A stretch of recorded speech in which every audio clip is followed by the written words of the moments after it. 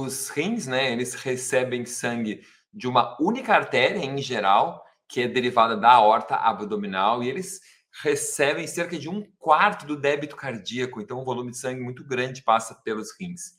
90% desse sangue é consumido, é utilizado no córtex renal. Ele também tem inervação simpática e parasimpática, também tem sistema linfático, né? E ele tem de 0,6 a 1,5 milhão de néfrons, que é a unidade funcional dos rins. E ele tem cerca de 12 centímetros de altura e pesa, cada rim, né, 12 centímetros, pesando cerca de 150 gramas, certo? Bom, o primeiro ponto que eu já achei bem interessante aqui é a variabilidade em relação à quantidade de néfrons por mais do que o dobro, ou seja, duas pessoas completamente normais e saudáveis têm bastante variação na quantidade de unidades. Então, isso pode, obviamente, lá no final da vida, justificar porque, por exemplo, que um indivíduo desenvolveu doença renal crônica e o outro não, né? Com a mesma doença, por exemplo, dentro de um mesmo padrão de diabetes, de um mesmo mau controle glicêmico, ou de pacientes com a mesma grau de hipertensão arterial sistêmica, um desenvolveu, o outro não desenvolveu, por exemplo. Né? Então, algumas questões que eu acho bem interessantes em relação a serem comentadas aqui. Outro ponto interessante também é que quase todas as doenças renais começam com o número diminuído de néfrons que estão funcionando e não com o comprometimento de um néfron, ou seja, não é um néfron que passa a funcionar mal, realmente há a perda da unidade funcional renal, que é o néfron. Então, esse é um ponto também bem interessante. Bom, vamos falar então de alguns biomarcadores de doenças renais, usado em doenças renais, e um dos biomarcadores mais comuns é a ureia. Né? A ureia é muito utilizada para avaliar a função renal, por quê? Né? Porque os rins são os responsáveis por remover a ureia do nosso organismo.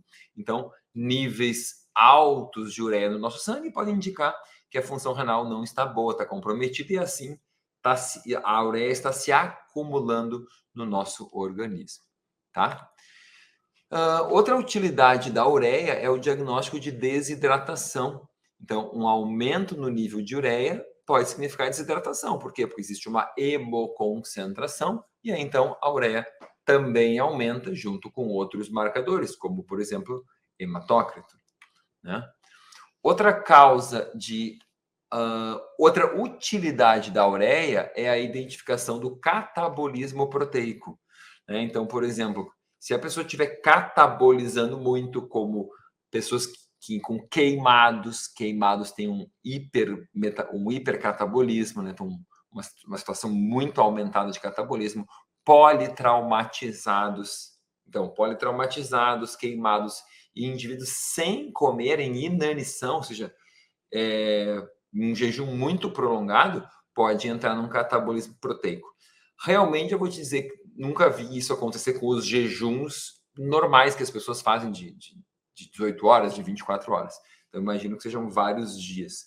Né? E também porque no indivíduo saudável há um controle disso e não no indivíduo doente. Então, os livros falam a inanição, em geral, indivíduos bem doentes, né? E que não estão voluntariamente por inanição. Mas, claro, eu também imagino que se alguém fizer um jejum de uma semana, a ureia vai aumentar. Por quê? Porque essa pessoa está usando músculo como fonte de aminoácidos. Possivelmente, se ela fizer 2 dias ou 3 dias, a ureia vai aumentar em relação ao seu basal. Por quê? Porque ela está catabolizando músculo para usar aminoácidos e do uso dos aminoácidos sobra a ureia. Ok? Beleza. Outra utilidade da ureia é nos pacientes com doença renal, monitorar os pacientes em diálise, seja em hemodiálise, em diálise peritoneal. Tu fazendo antes e depois do tratamento, tu consegue ter uma ideia muito boa da eficácia daquela sessão.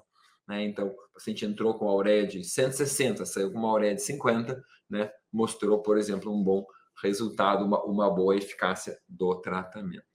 Bom, outro exame importante Uma outra questão interessante também. Quando a gente tem, por exemplo, uma desidratação, a gente tem outros exames que vão se alterar, tá? Por exemplo, a gente vai alterar também os eletrólitos, né? Então, a gente vai ter um aumento de sódio, de potássio e de cloreto, que vão estar falsamente elevados, tá? Então, ponto interessante. Também na desidratação, a gente vai aumentar a creatinina. Então, a creatinina também aumenta com a desidratação, certo? Também, além do que eu falei, hemoglobina e hematócrito. Então, vejam só, tudo isso vai gerar, todos esses vão gerar alterações. Bom, agora, então, só para vocês aprenderem um pouco sobre diferenciação, né, da questão da desidratação, a gente vai olhar além do hematócrito, além da ureia. Bom, creatinina. Bom, a creatinina é um outro marcador usado muito nas situações de doença renal e ela é um produto, ele é um resíduo também do quê? Da nossa creatina. Ele é um resíduo do metabolismo da creatina, que é usada majoritariamente onde?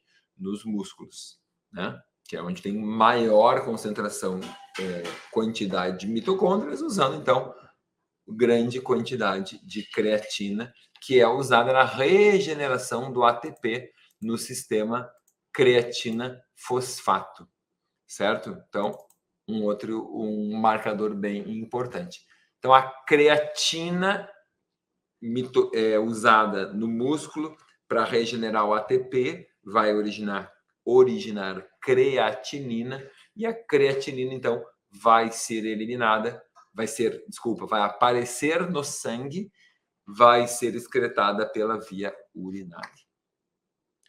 Então, existe uma proporcionalidade entre a creatinina e a massa magra do paciente, do indivíduo, certo? Então, esse é um ponto também bem interessante, importante em relação à creatinina, tá? Certo? Beleza. Que mais temos importante aqui? Bom, então, é um teste comum, obviamente que ele aumenta em diversas doenças, né? Mas como diabetes, hipertensão. Por quê? Porque são doenças que cursam com perda de função renal, né? Por isso, ocorre perda de função renal. Então, a gente precisa também ficar, obviamente, claro de por que o teste é solicitado. Bom, além disso, a creatinina pode ser usada para calcular a taxa de filtração glomerular estimada. Esse sim é o indicador mais preciso da função renal, tá? Porque ele leva em consideração idade, gênero, masculino ou feminino, raça e os níveis séricos de creatinina. Então, é um cálculo da efeito utilizando esses fatores, tá? E aí sim a gente consegue ter um parâmetro mais valioso e mais adequado da função renal, muito melhor do que simplesmente ureia e creatinina. Simplesmente isso, que são marcadores muito superficiais, ok? Não vai ter uma avaliação renal adequada com ureia e creatinina. Outro ponto importante sobre ureia e creatinina, que eu me esqueci de dizer, lembrei agora. A creatinina está correlacionada à massa magra do paciente. O que eu quero dizer aqui, uma mesma pessoa com uma massa magra estável vai ficar com a creatinina igual. Se esse indivíduo começar a aumentar a sua massa magra, uma grande prática de musculação, ele vai aumentar o quê? A creatinina. Isso é bem importante. Então, se eu agora perco, se eu, digamos, fico acamado, paro de fazer musculação, e a minha creatinina, que hoje, por exemplo, ela é 1. Estou dizendo um número aqui, chutado, tá? Ela é 1. Ela passa para ser 0,9, por exemplo, daqui a 6 meses. Não tem nenhuma correlação com melhora de função renal. É só porque eu tenho menos músculo no meu corpo. Ok? Ao contrário, se a minha creatinina é 1 e agora eu passo a fazer exercícios de hipertrofia, alta intensidade, e eu aumento minha massa magra, daqui a 6 meses a minha creatinina pode ser, por exemplo, 1,1. E isso não significa piora, não significa perda da função renal. Nenhum significado em relação a isso. Ok? Apenas indica que eu estou com mais músculos ou menos músculos, como foi no primeiro caso. Ok? A ureia, mesma coisa. A minha ureia hoje é 30. Se eu começo uma dieta vegetariana, a minha ureia cai para 20, cai para 15, cai para 10. Se eu tenho uma má ingestão proteica. E não significa que a minha função renal melhorou.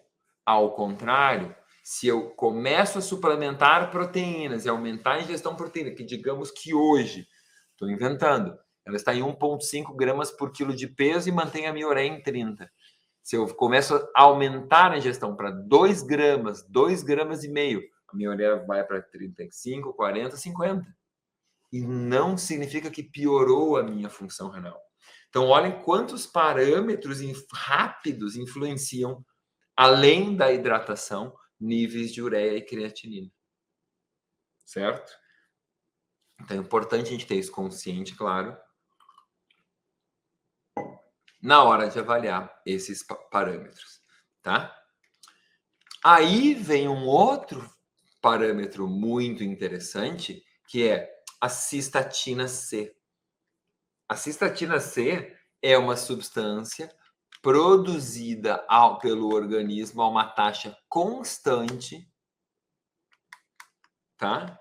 Sem qualquer influência de catabolismo muscular, de ingestão proteica, de suplementação com creatina ou volume de massa muscular. Ela é simplesmente filtrada, reabsorvida e catabolizada no néfron, lá no túbulo proximal. Não tem nenhuma relação com músculo ou com proteína, certo? Ela